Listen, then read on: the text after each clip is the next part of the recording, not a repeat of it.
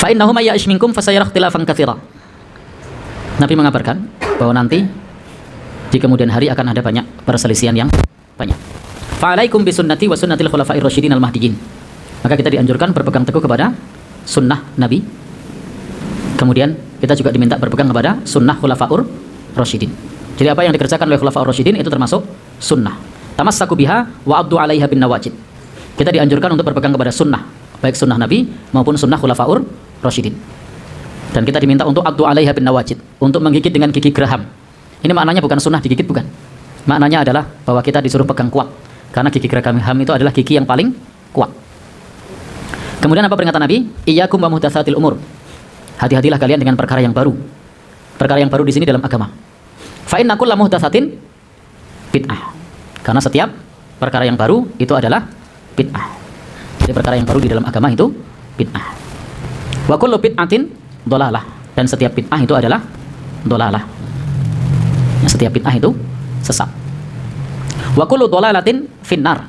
Dan setiap kesesatan itu tempatnya di neraka. Hadis ini diriwayatkan oleh Imam An-Nasa'i dan juga Imam At-Tirmidzi. Dan Imam Tirmidzi mengatakan hadis ini hasan sahih.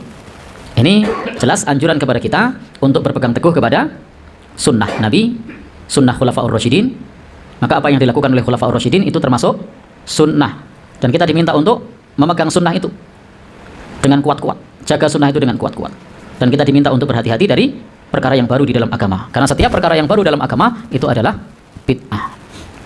Jadi hati-hati dengan bid'ah. Kita mengamalkan sunnah yang ada tuntunannya saja, belum kita amalkan semua. Masih banyak yang kita lewatkan. Kenapa harus mengamalkan yang tidak ada tuntunannya? Kalau kita mau istiqomah dengan tuntunan saja, ibaratnya mau ngarep ngesel awak. Ya. Ibaratnya kalau hanya ingin menunjukkan bahwasanya kita ini orang yang sangat bersemangat, itu masih banyak sunnah-sunnah Nabi yang bisa kita amalkan. Tapi kan kita mengamalkannya sebatas kemampuan kita. Jangan sampai kita mengamalkan sunnah-sunnah Nabi, kita perbanyak, kita tekuni, tapi kemudian mengorbankan fisik kita menjadi sakit. Ya jangan. Karena pentingnya kita iktisad fit ta'ah, berhemat dalam taat. Imam Nawawi itu dalam kitab Riyadhus Shalihin membuat sebuah bab judulnya berhemat dalam taat, supaya kita tidak memaksakan diri dalam mengamalkan sunnah-sunnah Nabi, tapi kita amalkan sebatas kemampuan. Jadi tidak perlu ditambah-tambahi. Kalau nambah-nambahi itu bid'ah. Wa kullu bid'atin dhalalah. Dan setiap bid'ah itu sesat. Wa kullu dhalalatin finnar.